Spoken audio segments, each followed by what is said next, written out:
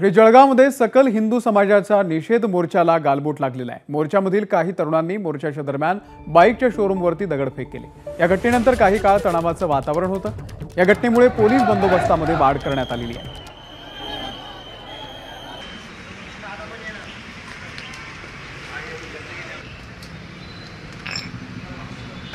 आज जळगाव शहरामध्ये सकल हिंदू समाजातर्फे जळगाव बंदचे आवाहन करण्यात आलं होतं। त्याला विविध व्यापारी संघटनांनी उत्स्फूर्तपणे स्वतःहून सहभाग दर्शवून समर्थन करून जळगाव बंदमध्ये सहभागी झालेले आहेत। सकल हिंदू समाजातर्फे आज एक मोर्चा देखील काढण्यात आलेला होता। निवेदन देण्यासाठी कलेक्टर ऑफिस येथे सदर मोर्चा दरम्यान एक किरकोळ घटना घडलेली होती।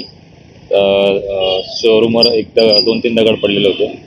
त्यातून कुठलाही मोठा प्रकार घडलेला नाही। सर्व मोर्चा हा शांततेत होऊन शांततेने पार पडलेला आहे। तरी कोणीही अफवांवर विश्वास ठेवू नका। मी सर्व नागरिकांना शांततेचं आवाहन करतो।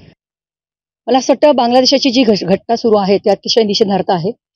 या पद्धतीने जर कोणी हिंदूंवर अन्याय अत्याचार करत असेल तर त्याचा आम्ही जाहीर निषेध माध्यमातून करतो आणि त्याला प्रत्युत्तर दिलंच पाहिजे। हिंदू सगळे आज एकत्र त्या ठिकाणी आलेले आहेत। त्या माध्यमातून आज आपण बंदचं आव्हान या ठिकाणी केलं होतं।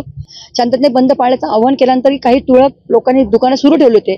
आपण मेडिकल असेल, दवाखाने असेल, हे यांना कुठल्याही प्रकारचं आपण बंधनात ठेवलेलं नाही आहे। पण प्रत्येकाला आव्हान केलं आणि जर ते हिंदू म्हणून काम करतायत, हिंदू म्हणून ते जगतायत, हिंदू म्हणून व्यवसाय करतायत तर त्यांचंही कुठेतरी कर्तव्य आहे। म्हणून मी सगळ्यांना आव्हान करणार की आपण आज संध्याकाळपर्यंत बंद म्हटलाय तर सगळ्यांनी शांततेने हा बंद पाळावा, म्हणजे कुठल्याही प्रकारच्या दुर्दैवी घटना त्या ठिकाणी घडू नये असंही मी सगळ्यांना आव्हान करणार।